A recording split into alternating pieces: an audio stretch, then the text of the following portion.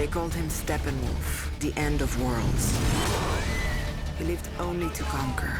He's a fearful character. There's no doubt about it. I think as soon as you see him, you just know, oh, holy God, here comes trouble.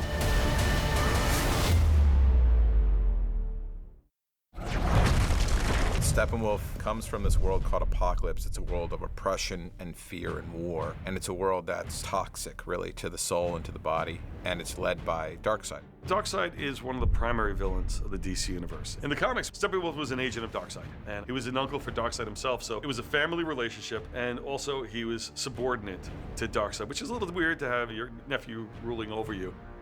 He's tried to betray Darkseid before in the comic books, and there's a lot of Shakespearean thematics to it all. It's about factions and families and betrayals and love and sacrifice.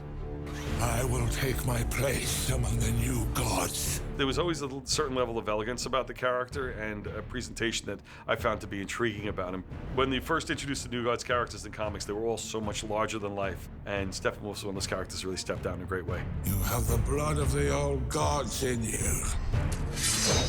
The old gods died.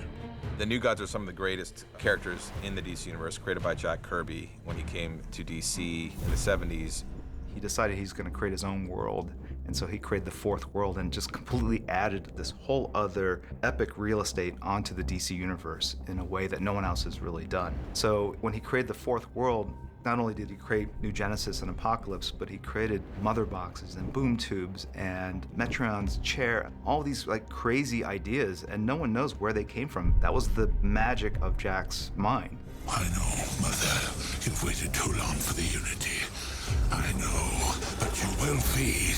A mother box, it's all about energy and power. It could be limitless, you know, it can communicate, it can sense life and death, and it can rearrange molecular energy, it can transport, which is great because it's a fantastic method of surprising people, isn't it? It's the best way. You go like, what was that?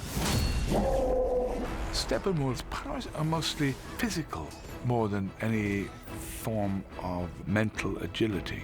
He has been on this world way back in time. He basically refers to the people on it as primitive and unevolved. You're not worth this God's mother. She's power, and power is the only law.